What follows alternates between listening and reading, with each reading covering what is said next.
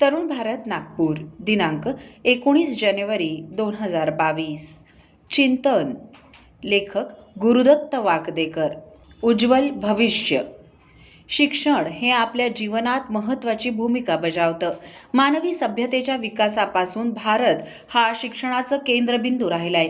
भारतीय संस्कृतीने जगाला नेहमीच मार्गदर्शन केलं आणि यापुढेही जगाला सुसंस्कृत करीत राहणार हे निश्चित.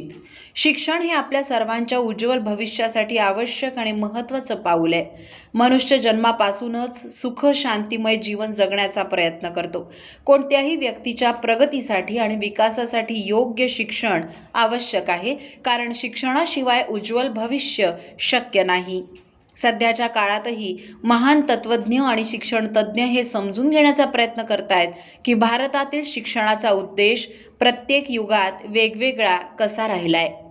शिक्षा या मूळ शब्दाला प्रत्यय जोडून शिक्षण हा शब्द तयार होतो. याचा अर्थ शिकणं, जाणून घेणं, अभ्यास करणं आणि ज्ञान प्राप्त करणं. सध्याच्या युगात शिक्षणासाठी असे अनेक शब्द वापरले जातात, जसं शिकवणं, ज्ञान, शिकणं, शिक्षण इत्यादी. शिक्षण आपल्या मानसिक आणि नैतिक विकासावर तसंच आपले कौशल्य आणि व्यवसाय विकासावर लक्ष केंद्रित करतं. शिक्षणामुळे आपलं ज्ञान आणि अनुभव आपल्या समाजात तसंच पुढच्या पिढ्यांकडे हस्तांतरित करण्याचा यशस्वी प्रयत्न आहे. शिक्षण तज्ज्ञांच्या मते शिक्षण हा विकासाचा तो क्रम आहे ज्याद्वारे एखादी व्यक्ती हळूहळू त्याच्या शारीरिक, सामाजिक आणि आध्यात्मिक वातावरणात स्वतःला वेगवेगळ्या प्रकारे जुळवून घेते. जीवन हे खरं तर शिक्षण आहे. शिक्षण ही एक अशी प्रक्रिया आहे ज्यामध्ये विद्यार्थ्यांमध्ये ज्ञान, चारित्र्य आणि वागणूक एका विशिष्ट पद्धतीने तयार केली जाते. ज्ञान म्हणजे काय? अभ्यास, अनुभव, निरीक्षण किंवा प्रयोग इत्यादींद्वारे एखाद्या गोष्टीची किंवा विषयाची वस्तुस्थिती, वास्तविक आणि संबंधित माहिती किंवा परिचय याला ज्ञान म्हणतात. ज्ञान हे अनुभवाचं दान आहे. दुसऱ्या शब्दात ज्ञान हे मनुष्याच्या संचित अनुभवांचं भांडार आहे. स्वामी शिवानंदांच्या मते सत्याचा साक्षात्कार म्हणजे ज्ञान. सॉक्रेटिसने ज्ञान ही शक्ती मानली. Knowledge itself is a power असं म्हणत बेकनने या मुद्द्याचं समर्थन केलं आहे. शिक्षणातून मिळालेल्या ज्ञानाचा उपयोग जीवनासाठी तेव्हाच होतो जेव्हा त्याचा सुयोग्य वापर केला जातो. कल्पना अंमलात आणल्या पाहिजेत, त्यामुळे विचार प्रक्रियेत आणि माणसाच्या वागण्यात बदल व्हायला हवा. ज्ञान संपादन करणं हे शिक्षणाचं महत्त्वाचं उद्दिष्ट आहे. शिक्षणाच्या माध्यमातून ज्ञान संपादन करून आधुनिक सभ्यता विकसित झाली आहे. ज्ञान हे स्वतःच पूर्ण शिक्षण नाही किंवा शिक्षणाचं अंतिम उद्दिष्ट नाही. ते केवळ शिक्षणाचा एक भाग आहे आणि एक साधन आहे. म्हणूनच शिक्षणाचं उद्दिष्ट सांस्कृतिक ज्ञानाची प्राप्ती असणं आवश्यक आहे, जेणेकरून मानव सभ्य, सुसंस्कृत, संयमी बनला पाहिजे. साहित्य, संगीत आणि कला इत्यादींचा आधार घेऊन संपूर्ण मानवजातीचा विकास करणं शिक्षणामुळे जीवन मौल्यवान बनवून जीवनमान उंचावू शकतो. तसंच जतन केलेला सांस्कृतिक वारसा नव्या पिढीपर्यंत पोहोचवू शकतो. समाजात शिक्षणाची भूमिका महत्त्वाची आहे. शिक्षणामुळेच आपलं ज्ञान निर्माण होतं, ते विद्यार्थ्यांना हस्तांतरित होतं आणि नवीन ज्ञानाला चालना मिळते. आधुनिकीकरण ही सामाजिक आणि सांस्कृतिक बदलांची प्रक्रिया आहे. ही मूल्य, नियम, संस्था आणि संरचना यांचा समावेश असलेली बदलांची साखळी आहे. समाजशास्त्रीय दृष्टिकोनानुसार शिक्षण हे व्यक्तीच्या वैयक्तिक गरजांनुसार नसून ती व्यक्ती ज्या समाजाची सदस्य आहे त्या समाजाच्या गरजेतून निर्माण होतं. एका स्थिर समाजात शैक्षणिक व्यवस्थेचं मुख्य कार्य म्हणजे सांस्कृतिक वारसा नवीन पिढ्यांपर्यंत पोहोचवणं. परंतु बदलत्या समाजात त्याचं स्वरूप पिढ्यानपिढ्या बदलत राहतं आणि अशा समाजात शैक्षणिक व्यवस्थेला केवळ सांस्कृतिक वारसा म्हणून न घेता तरुणांना त्यांच्यातील बदलांशी जुळवून घेण्यास तयार करण्यास मदत केली पाहिजे. हाच भविष्यातील बदलांच्या शक्यतांचा पाया होऊ शकतो. आधुनिक शैक्षणिक संस्थांमध्ये कुशल लोक तयार केले जातात, ज्यांच्या वैज्ञानिक आणि तांत्रिक ज्ञानामुळे देशाचा औद्योगिक विकास होतो. व्यक्तिवाद आणि सार्वत्रिक नीतिमत्ता इत्यादी इतर मूल्य देखील शिक्षणाद्वारे विकसित केली जाऊ शकतात. त्यामुळे शिक्षण हे आधुनिकीकरणाचं महत्त्वाचं साधन होऊ शकतं. आज सर्व आधुनिक समाज शिक्षणाच्या सार्वत्रिकीकरणाचा आग्रह धरतो, पण प्राचीन काळी शिक्षण एका विशिष्ट गटासाठी केंद्रित होतं. यावरून शिक्षणाचं महत्त्व लक्षात येतं. परंतु शिक्षणाच्या आधुनिकीकरणामुळे आता प्रत्येकाला जात, धर्म, संस्कृती, आर्थिक पृष्ठभूमी काहीही असो, शिक्षण घेण्याची सोय झाली आहे. शिक्षणातूनच आपण आपली स्वप्न पूर्ण करू शकतो, जीवनाला नवीन स्थिती आणि दिशा देऊ शकतो. शिक्षणाशिवाय आपण काहीही साध्य करू शकत नाही. आजकाल उदरनिर्वाह करणं ही प्रत्येकाची गरज बनलीये. त्यासाठी तुम्ही शिक्षित असणं अत्यंत आवश्यक आहे. आजची पिढी शिक्षणाशिवाय चांगली प्रगती करू शकत नाही. शिक्षणातून रोजगाराच्या संधी निर्माण होतात.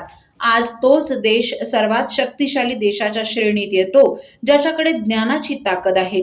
ते दिवस गेले जेव्हा लढाया युद्धभूमीवर तलवारी आणि बंदुकांनी लढल्या जायच्या. आता केवळ बुद्धीच्या जोरावर आणि रक्तपात न करता मोठमोठ्या लढाया जिंकल्या जातात. व्यवसाय म्हणजे उदरनिर्वाहाचं साधन. याचा अर्थ असा की शिक्षणात इतकं सामर्थ्य असलं पाहिजे की ते अर्थकारी असावं, म्हणजेच ते सुशिक्षित व्यक्तीच्या उदरनिर्वाहाची हमी देऊ शकलं पाहिजे. गांधीजींच्या शब्दात सांगायचं तर खरं शिक्षण हे बेरोजगारी विरुद्ध विम्याच्या स्वरूपात असलं पाहिजे. स्वातंत्र्यपूर्व शिक्षणाचा उद्देश नोकरी मिळवणं हा होता. त्यावेळी भारताची लोकसंख्या कमी होती आणि शिक्षित लोकांना नोकरी मिळत असे. देश स्वतंत्र झाला. सुरसाच्या तोंडाप्रमाणे लोकसंख्या वाढली आणि मुंगीच्या वेगाने नोकऱ्या वाढल्या. त्यामुळे देशात सुशिक्षित बेरोजगारांच्या लांबच लांब रांगा लागल्या.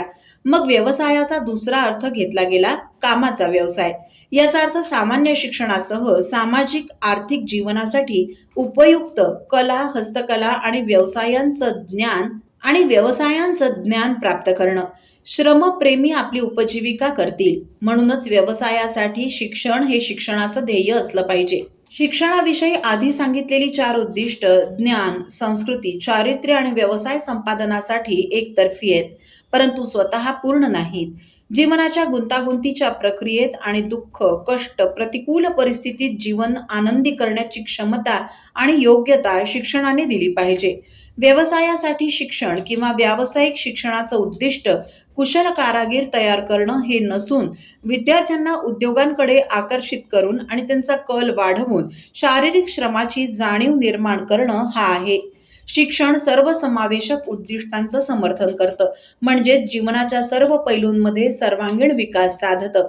ते केवळ पुस्तकी ज्ञानाचं संकलन करीत नाही, तर कौटुंबिक, सामाजिक, आर्थिक, नातेसंबंध आणि भावनिक विकासाला चालना देणाऱ्या उपक्रमांना समर्थन देतं.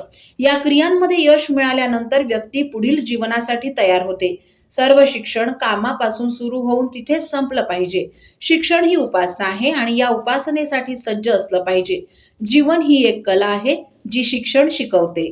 व्यक्तिमत्व म्हणजे एखाद्या व्यक्तीच्या विशेष क्षमता, गुण, प्रवृत्ती इत्यादी, जे त्याच्या हेतू, कृती, वर्तन इत्यादींमधून प्रकट होतात आणि ज्याद्वारे त्या व्यक्तीचं सामाजिक चरित्र स्थिर होतं. व्यक्तिमत्व 2 भागांमध्ये विभागलेलं आहे, अंतर्गत आणि बाह्य. आंतरिक व्यक्तिमत्व हे मुळात नैसर्गिक किंवा प्राकृतिक आहे आणि ते आध्यात्मिक, दैवी आणि भौतिक शक्तींचं संयोजन आहे. तो मनुष्यामध्ये असलेल्या सर्व प्रकट आणि अप्रकट प्रवृत्ती आणि शक्तींचं प्रतीक आहे. बाह्य व्यक्तिमत्व हा फक्त एक आभास आहे, तरीही लोकांसाठी तेच दृश्य होतं. हे सूचित करतं की एखादी व्यक्ती किती प्रमाणात सक्षम आहे किंवा त्याच्या आंतरिक प्रवृत्ती आणि शक्तींचा विकास आणि अंमलबजावणी करण्यास सक्षम आहे. शिक्षण हे व्यक्तिमत्व विकासासाठीही आहे आणि उदरनिर्वाहासाठीही आहे. त्यामुळे त्याचा उद्देश दुहेरी बनतो. स्वतंत्र भारताचा जबाबदार नागरिक होण्यासाठी विद्यार्थी वर्गाला चारित्र्य हवं आहे, जे व्यक्तिमत्व विकासातच शक्य आहे. शिक्षण हे आपल्या सर्वांच्या उज्ज्वल भविष्यासाठी आवश्यक आणि महत्त्वाचं पाऊल आहे.